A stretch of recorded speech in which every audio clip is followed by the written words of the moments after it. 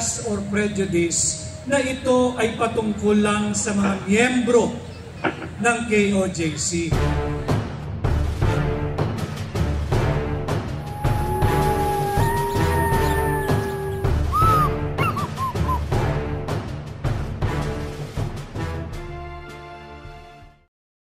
And not because I have a program or I am an anchor in any of the SNNI program.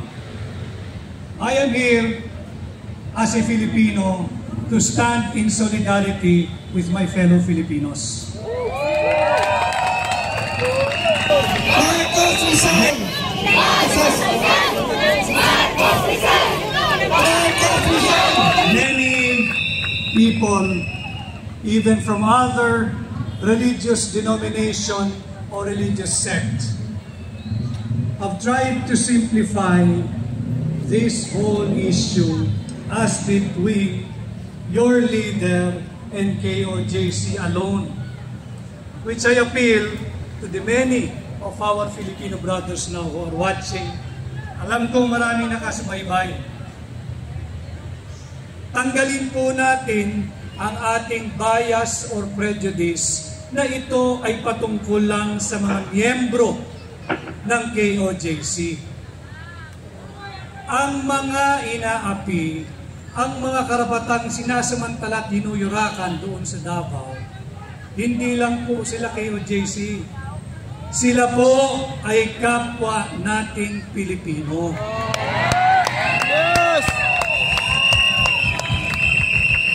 Ako ay mula sa Roman Catholic at hindi rin naman ako mananahimik kung ang nangyayari sa inyong organisasyon, sa inyong sekta o sa inyong relihiyon ay ginagawa sa simbahang Katoliko. Hindi dahil sa simbahang Katoliko kung miyembro, kundi sila rin ay kapwa nating Pilipino. Yung pagrespeto, respect for humanity, walang kinikilalang nationality, walang kinikilalang relihiyon, walang kinikilalang political affiliation. Ang respeto sa karapatang pangtao, kahit ano ka pa, dapat respetuhin ng gobyernong siyang sanang kumakalinga at nagtataguyod, nagtatanggol ng ating mga karapatang pantao. Marcos resign! Marcos resign! Marcos resign! Marcos resign!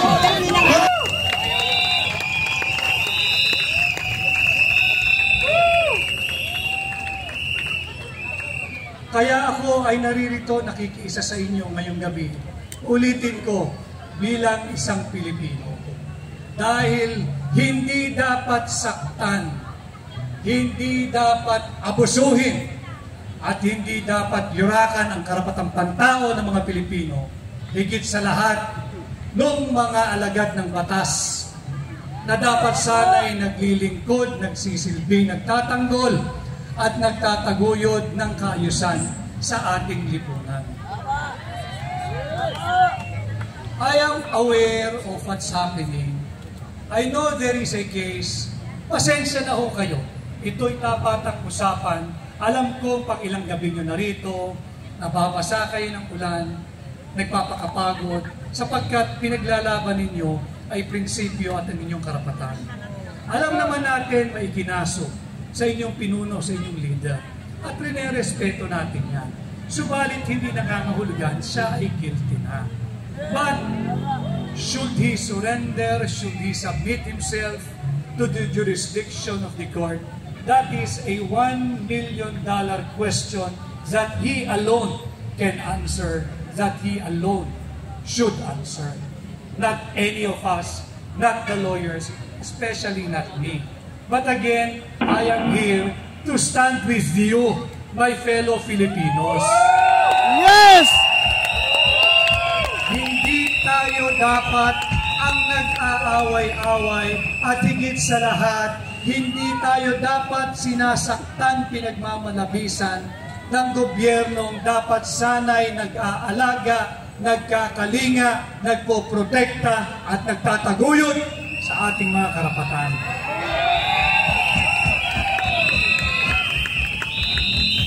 I do not want also to belabor on the legal aspect of the case, but just to simplify, yung sinasabing writ of amparo.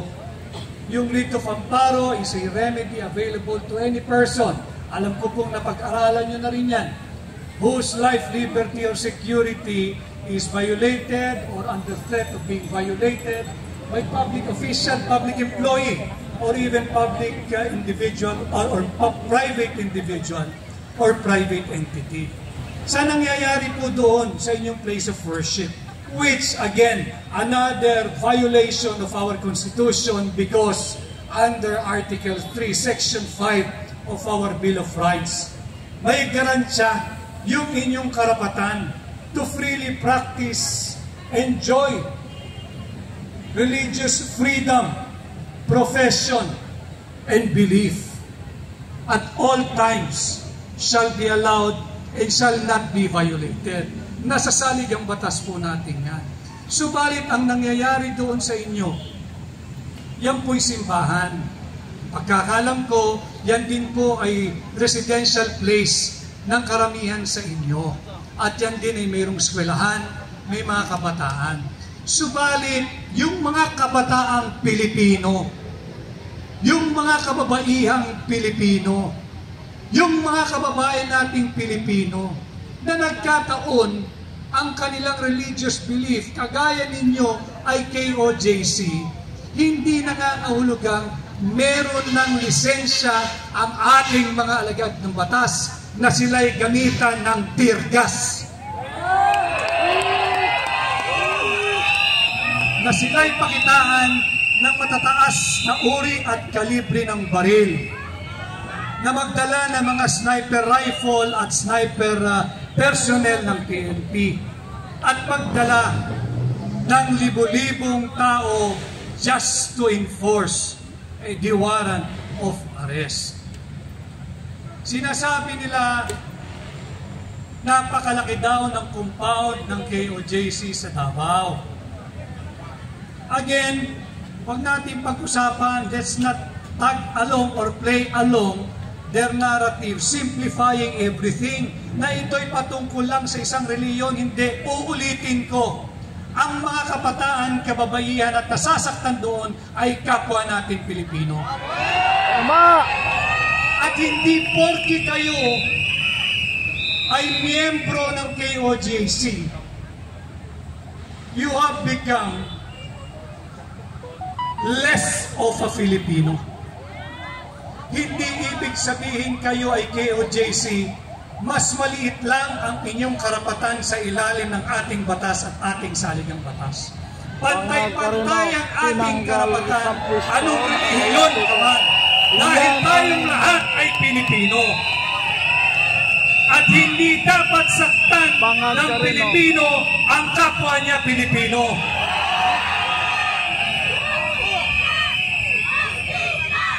Nananawagan ako doon sa iba't iba nating kababayan.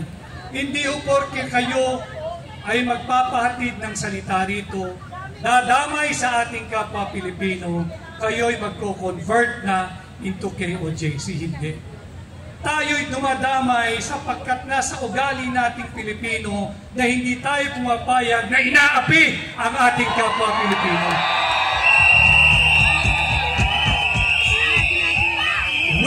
Cannot be selective when it comes to respect for humanity. Humanity knows no religion, knows no nationality, knows no gender. Respect for humanity is absolute. And that is why I am here to stand in solidarity with all of you. Yun din ho ang aking pakiusap sa ating mga kapulisan. Tatandaan po ninyo, public office is a public trust. Bago ho kayo naging empleyado at opisyal ng gobyerno, kayo ay nanumpa sa saligang batas, na saligang batas din. naman naming lahat na naririto ngayong gabi. KOJC ka man, Roman Catholic ka man, kung anuman ang sinusekta. And public office is a public trust. Sundin lamang po ninyo ang lawful orders. Meron din ho kayo, yung may mga asawa at pamilya, may mga asawa din ho kayo. Babae din po ang mga misis ninyo. May mga anak din ho siguro ang karamihan sa inyo. Just imagine kung sila yung tinitirgas ng kabaro ninyo. Tinutulak-tulak ng mga kabaro ninyo. Maghinay-hinay po tayo at nakikiusap kami, pairalin ninyo ang inyong pagiging Pilipino, pagiging makabansa, at pagiging tunay na tao. Yun ho ang aking mensahe. At lahat po ng Pilipino, again, let's not follow the wrong and false narrative. At ang nangyayari daw sa Davao ay dahil lamang may kaso ang inyong pastor Apollo Kibuloy. Given na po iyan, but it doesn't give them the right to abuse any and every member of KOJC. Again,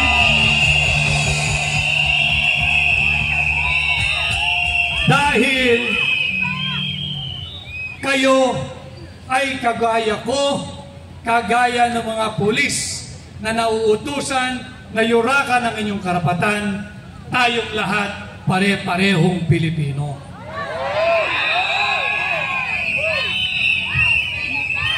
Yung paggamit ng long-range acoustic device, yung LRAD, yan ay paglabag din sa inyong karapatang pantao. At yan din ay inuutos na doon sa Rito of Amparo. Yan po yung mga karapatan natin, yung karapatan ninyo higit na kanilang linalaban. Ulitin ko, ako ho ay hindi abogado ng KOJC. Hindi po ninyo ako brother in the sense na ako'y miyembro ng KOJC.